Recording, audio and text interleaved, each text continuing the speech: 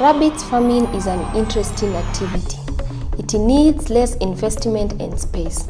Rabbits meet as good demand. Once you purchase the barrel stock, the generation continues itself. In Kenya, most farmers are shifting to rabbit farming due to its economic value. Robert Kemei, a resident of Eldoret in Uasin Gishu County, started farming rabbit 2 years ago and has managed to train over 20 farmers in his area and others from other counties. Robert Kemei, who is a marketer by profession, was doing other farming activities before venturing into rabbit farming. What made us to venture into this farming is the profitability of rabbit farming and the value of the rabbit meat. It is 100% white meat, and also it has got other byproducts which are very much helpful to the farmer if only they apply them and they'll get those results, which I have gotten myself. And I'm happy to say that most of the farmers in Uasin Gishu, in one way or the other, they've heard about us, they have come here, they have learned. Around my area here, I've got over 20 who have come here, I've trained them. When I talk of training is the handling, the building, and the breeds. And when it comes to some technical problems of health, our vets have been very cooperative, and I'm happy that they have known this place now. And so I've got over 20, and now externally, I've got some in Trans Nzoia, I've got some in Bungoma, I've got some in Nakuru, and also in Nandi. So Elgeyo, we are there. So we are going. We are looking for the external market seriously, but what is hindering us is the modern slaughterhouse, and at the same time, the support of the county to come and help us to get a good standardized slaughterhouse. But we don't have it at the moment. He currently keeps an average of 100 rabbits.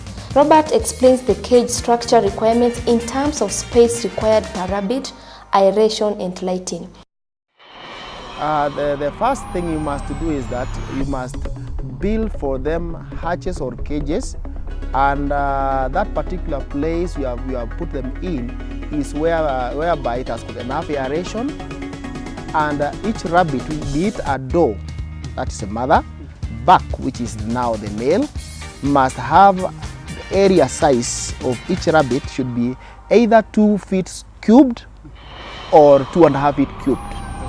And in there you can feed it, it can litter inside there, and unless they are litters, that's a baby rabbits, in that size of 2 feet cubed or 2.5 feet cubed, they must not be more than 10, and that will give them enough ample space to play in, and the mother rabbit, which is now the doe, can feed them for a period of 32 to 35 days.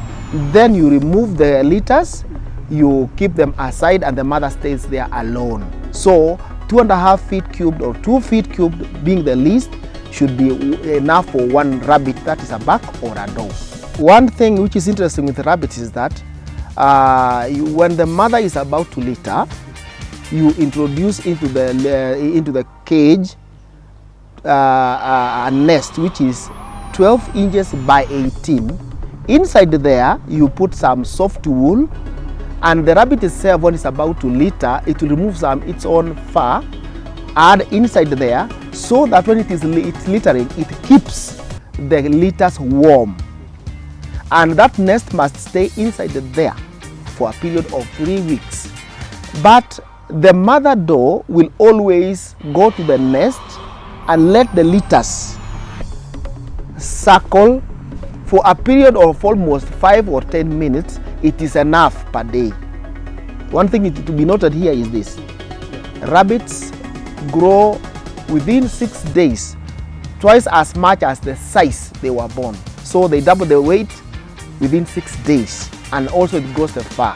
So what I must make sure is that it is not open to the wind, it is encased in a house that keeps the temperature so that they will not die. But should you open, that's why most people find their litters dying faster, because of openness. It should be warm almost all the time until they are about 32 to 35 days when you are removing them.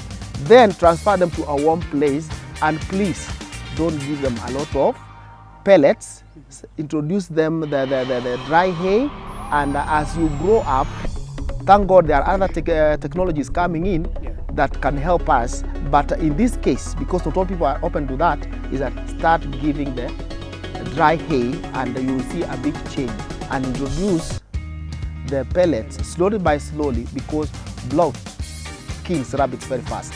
Where you have built your house, there must be accessibility of much air.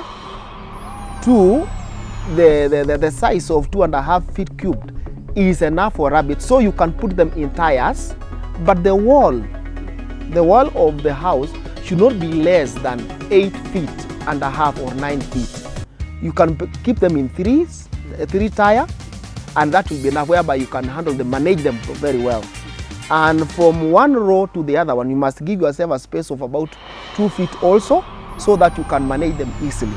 But you can make the thing to be double wide if it is in the middle, or near the wall. There should be something which is, of course, having a protection.